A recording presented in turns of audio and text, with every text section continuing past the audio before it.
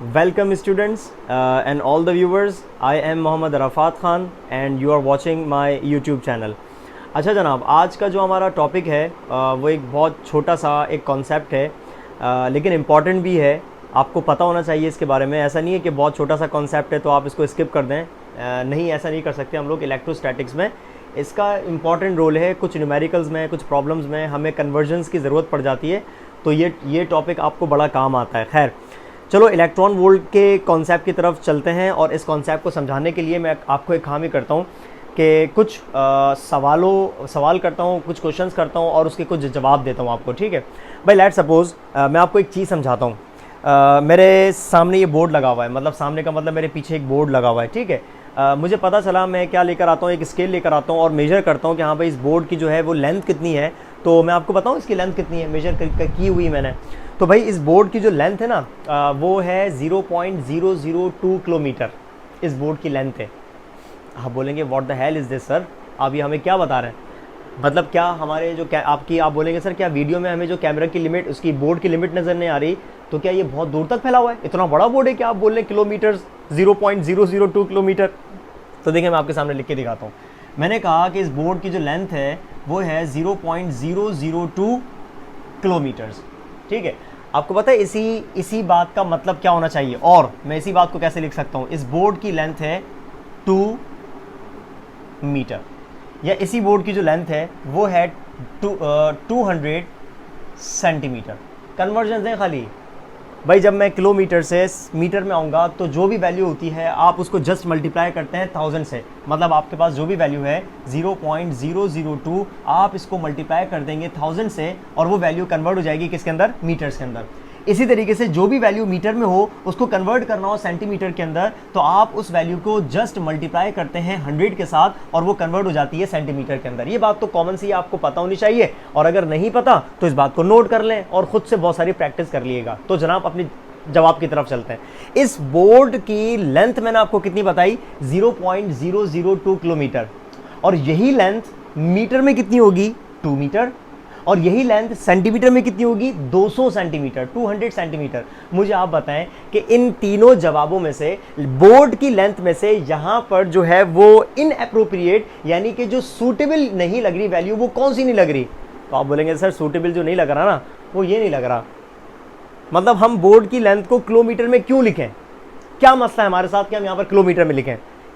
Kilometre तो हम जब यूज़ करते हैं जब हमारे पास डिस्टेंस या लेंथ बहुत ज़्यादा हो, यानी कि एक शहर से दूसरे शहर तक, या एक सिटी से दूसरे सिटी, या कंट्री टू कंट्री की हम बात करें, जब डिस्टेंस बहुत ज़्यादा होता है तो हम जब बात करते हैं किलोमीटर्स में या माइल्स के अंदर. लेकिन जब आप इस बोर्ड की लेंथ की बात कर रहे हैं तो हम किलोमीटर क्यों बात करें? आप बोलेंगे सर वाई, क्यों? तो यहां पर आपको पता है इन तीनों वैल्यूज के अंदर जो सूटेबल वैल्यू है इस बोर्ड की लेंथ को बताने के अंदर, वो ये है. बोर्ड की लेंथ है 2 मीटर्स, या ज़्यादा से ज़्यादा आप बताना चाहो तो आप बता सकते हो 200 सेंटीमीटर, 200 सेंटीमीटर. ये भी इतनी ज़्यादा सूटेबल नहीं है. सबसे ज़्यादा सूटेबल कौन सा हो गया? 2 मीटर. यानी कि बोर्ड की लेंथ कितनी है? 2 मीटर. बता सकते हैं हाँ भाई बोर्ड जो है वो इतना लेंथी है, 0.002 किलोमीटर लेंथ है. बोर्ड की लेंथ 200 सेंटीमीटर है. तो इसका मतलब ये हो गया कि हमारे पास डिस्टेंस के डिफरेंट यूनिट्स हैं. आप क्या करते हैं? ऑब्जेक्ट के साइज के मुताबिक यूनिट्स की सिलेक्शन करते हैं. तो मुझे पता चला कि यार ये जो लेंथ है ये ना कोई बहुत ज़्यादा बड़ी है, ना बहुत ज़्यादा कोई छोटी है, नॉर्मल है, मॉडरेट है. तो उसके मुताबिक मैं यूनिट की सिलेक्शन करूंगा मीटर. और जब मेरे पास कोई डिस्टेंस बहुत ज़्यादा बड़ा होगा तो वहां पर मैं मीटर यूज़ नहीं करूंगा, वहां पर मैं यूज़ करूंगा किलोमीटर. जब कोई डिस्टेंस बहुत स्मॉल होगा, माइक्रोस्कोपिक लेवल पर होगा, तो ना वहां पर मैं किलोमीटर, ना मीटर, ना सेंटीमीटर, क्या पता वहां पर मैं नैनोमीटर्स में बात करूं, क्या पता मैं वहां पर पिकोमीटर में बात करूं, क्या पता मैं वहां पर माइक्रोमीटर में बात करूं. समझ रहे? तो फर्क क्या है कि आप किस साइज की बात कर रहे हैं. तो साइज के मुताबिक हमारे पास यूनिट्स मौजूद हैं. समझ आई बात? अब आप दोबारा एक बात सुने, एक और मिसाल आपको दूं. आप कपड़े की दुकान पे जाते हैं, आप शॉपकीपर के पास जाते हैं और आपको वहाँ पर एक अनस्टिच कपड़ा चाहिए. आपको कपड़ा सिलवाना है. ठीक है. लेट सपोज आपको शलवार कमीज सिलवानी है. ठीक है. तो आपको अनस्टिच कपड़े की ज़रूरत पड़ी. तो आप शॉपकीपर के पास गए और आपने बोला यार मुझे काम करो, मुझे 0.003 किलोमीटर कपड़ा निकाल के दे दो. वो बोलेगा यार वो दिल में सोचेगा शायद, हो सकता है अगर वो बोल्ड हुआ तो आपको बोल भी देगा यार या तो मैं पागल हूँ या तो तुम पागल हो भाई। हमारे पास यहाँ पर कपड़ा किलोमीटर्स के अंदर नहीं बिकता, हम यहाँ पर कपड़ा बेचते हैं या तो मीटर में या गज के अंदर। आपको पता है ना कपड़ा गज में बेचा जाता है, 1 गज 2 गज 3 गज जो भी होता है, या मीटर में ज़्यादा। तो बोलेगा भाई किलोमीटर में हम कपड़ा नहीं बेचते। हालांकि आपने क्या बोला, देखो आपने बोला मुझे कितना कपड़ा चाहिए, आपने बोला मुझे 0.003 किलोमीटर कपड़ा दे दो। आपके कहने का मतलब था मुझे 3 मीटर का कपड़ा दे दो। एक ही बात है, एक ही बात है, कोई फर्क नहीं है, जस्ट किलोमीटर और मीटर का फर्क है। तो आपने कुछ गलत नहीं कहा, आपने सही कहा, लेकिन जगह गलत है कहने की।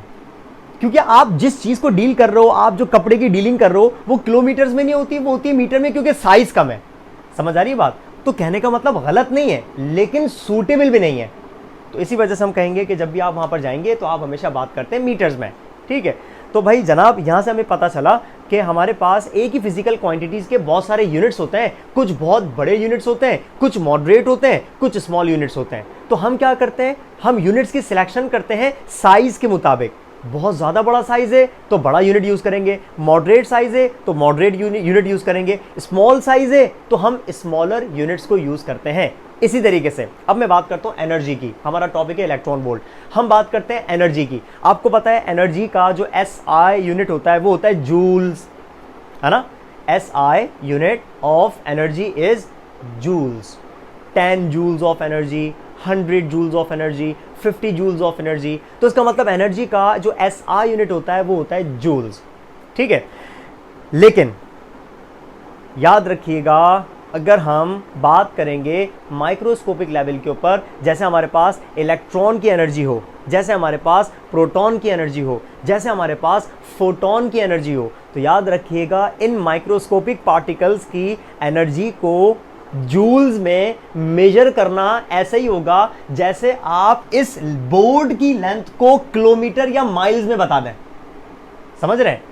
तो अब हम क्या करते हैं, हमने जूल्स जो यूनिट रखा हुआ है, ये जूल हम यूज करते हैं बड़े पर्पसेस के लिए। आप अपनी डे लाइफ में, लेट्स सपोज आप बोलते हैं आप एक कार मूव करती हुई जा रही है, उस कार की एनर्जी को मेजर करोगे तो जूल्स में करोगे। एक पर्सन है, वॉकिंग कर रहा है, जॉगिंग कर रहा है, ठीक है, उस भागते हुए बंदे की अगर आपने काइनेटिक एनर्जी फाइंड करनी है तो आप जूल्स में करोगे। ये मार्कर है, मार्कर को आपने हाइट पर पहुंचा दिया, इस मार्कर के पास कितनी पोटेंशियल एनर्जी है तो आप जूल्स में मेजर करोगे। तो जनाब जब आप मैक्रोस्कोपिक बॉडीज की बात करते हैं, मैक्रोस्कोपिक लेवल की बात करते हैं, तो हम एनर्जी को मेजर करते हैं जूल्स में। लेकिन जब हम माइक्रोस्कोपिक यानी कि सब एटॉमिक लेवल पर बात करते हैं तो वहां पर हम एनर्जी का यूनिट जूल्स नहीं लेते, वहां पर हम बात करते हैं इलेक्ट्रॉन वोल्ट की। समझ आई बात? तो कोई मसला नहीं है। आपसे अगर मैं पूछूं बताओ किलोमीटर क्या है, तो आप बोलेंगे it is the unit of distance.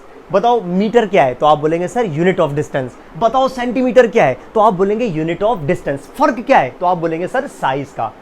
Largest यानी कि बिगर हो गया, बिगेस्ट हो गया, ठीक है, फिर स्मॉलर हो गया, स्मॉलेस्ट हो गया, साइज का फर्क है। इसी तरीके से लेट्स सपोज मुझे बताओ कि सेकंड किसका यूनिट है, टाइम का। मिनट्स किसका यूनिट है, टाइम का। आवर्स किसका यूनिट है, टाइम का, ठीक है। डेज, वीक्स, ईयर्स, सेंचुरीज, है ना। तो ये किसके यूनिट्स हैं सारे, ये सारे के सारे टाइम के यूनिट हैं। फर्क क्या है, कोई यूनिट बहुत बड़ा है जैसे ईयर सालों में, कोई यूनिट बहुत छोटा है जैसे सेकंड्स। समझ आ रही बात? इसी तरीके से हमारे पास एनर्जी के 2 यूनिट्स मौजूद हैं, एक बड़ा यूनिट जिसको हम कहते हैं जूल्स और एक छोटा यूनिट जिसको हम कहते हैं इलेक्ट्रॉन वोल्ट। तो जनाब ये बात यहां पर आके ठहरी कि अगर आपको सब एटॉमिक पार्टिकल्स की एनर्जी को मेजर करना होगा तो आप जूल्स में नहीं करेंगे, आप किस में करेंगे, आप करेंगे इलेक्ट्रॉन वोल्ट के अंदर। तो सबसे पहले काम ही करते हैं, यहां पर इसकी बेसिक डेफिनेशन से स्टार्ट करते हैं कि इलेक्ट्रॉन वोल्ट होता क्या है।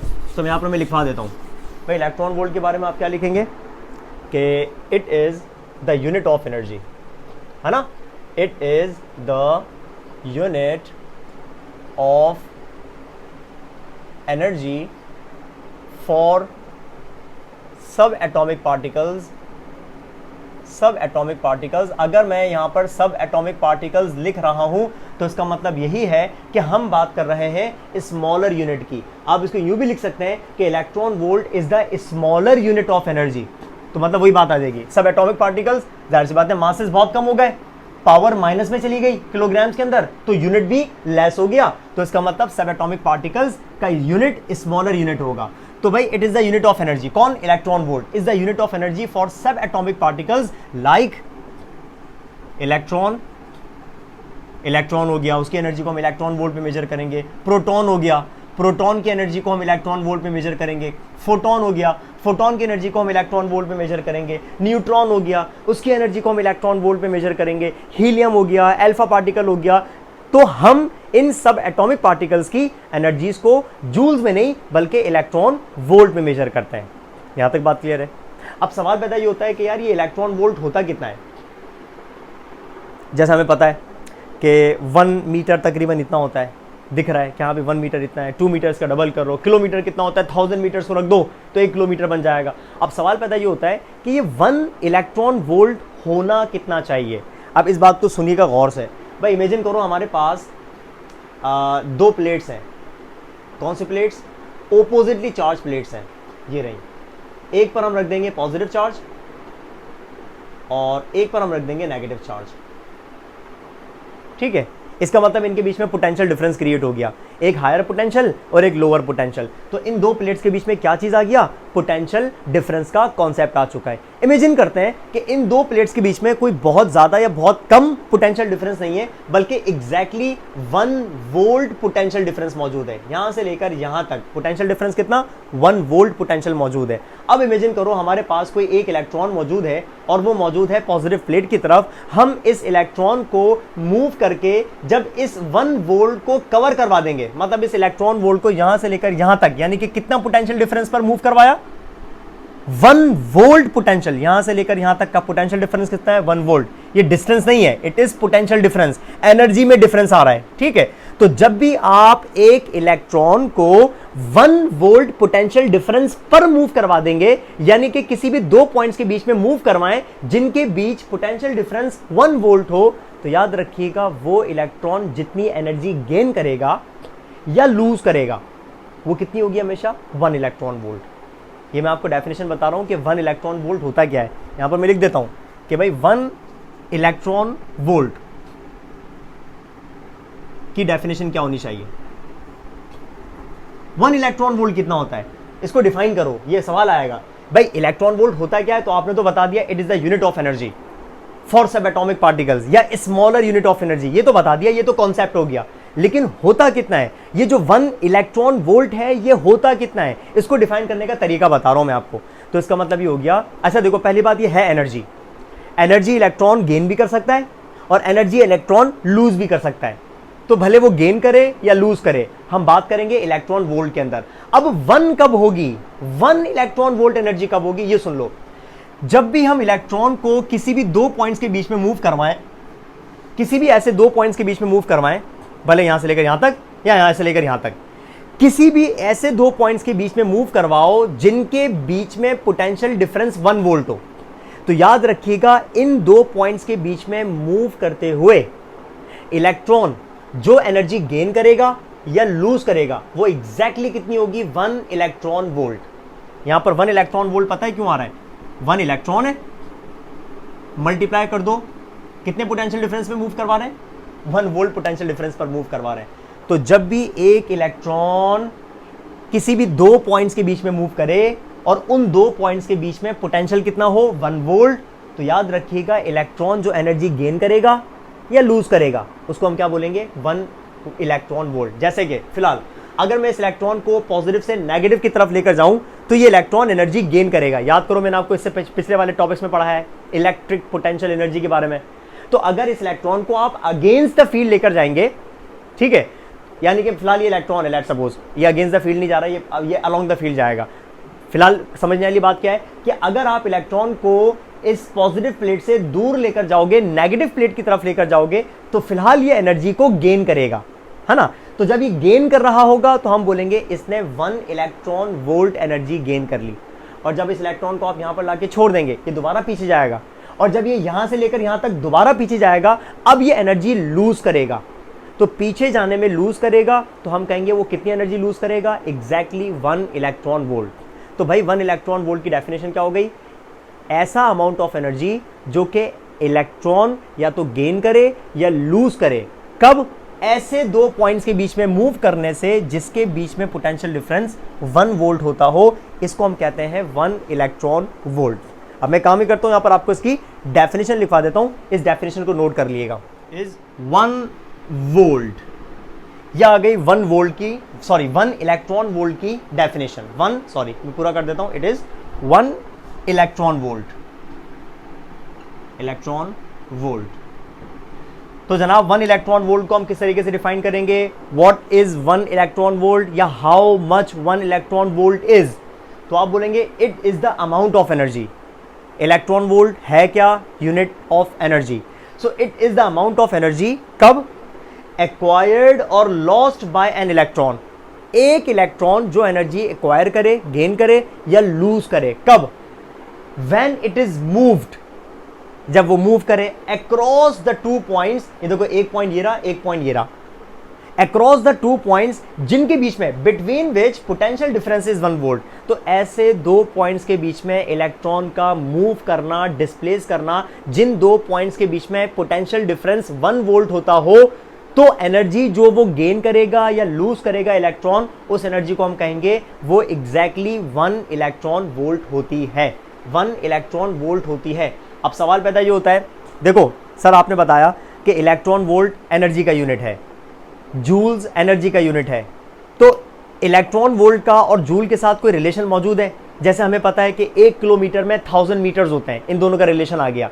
जैसे हमें पता है 1 घंटे में, 1 आवर में 3600 सेकंड्स होते हैं, इन दोनों का रिलेशन आ गया। जैसे हमें पता है कि हाँ भाई लेट सपोज अगर मैं बात करूं 1 किलोग्राम में 1000 ग्राम्स होते हैं, तो इन दोनों का रिलेशन आ गया। क्या इधर कोई रिलेशन है कि 1 जूल में कितने इलेक्ट्रॉन वोल्ट्स या 1 इलेक्ट्रॉन वोल्ट में कितने जूल्स? तो जनाब बिल्कुल है। तो यहां पर मैं इस बात को आपको ड्राइव करवा देता हूं कि 1 इलेक्ट्रॉन वोल्ट में कितने जूल्स होने चाहिए। सबसे पहले चेक करिएगा, इसको मैं ड्राइव किस तरीके से करवाता हूं। मैं यहां पर 1E की वैल्यू पुट करने जा रहा हूं। 1E की वैल्यू आपको पता है 1E की वैल्यू कितनी होती है? 1.6 इंटू 10⁻⁻19 कूलम। यहां पर लिख रहा हूं, उसको नोट कर लीजिएगा। इलेक्ट्रॉन का चार्ज, एक इलेक्ट्रॉन का चार्ज किसके बराबर होता है? 1.6 इंटू 10⁻⁻19 कूलम के। ये नोट कर लीजिएगा, वैल्यू कांस्टेंट है। इसका मतलब यहां पर जो 1E था उसकी जगह पे क्या आ गया? इसकी वैल्यू आ गई। देन इंटू के बाद कौन है? वोल्ट। आपको पता है वोल्ट किसके बराबर होता है? जूल्स पर कूलम के।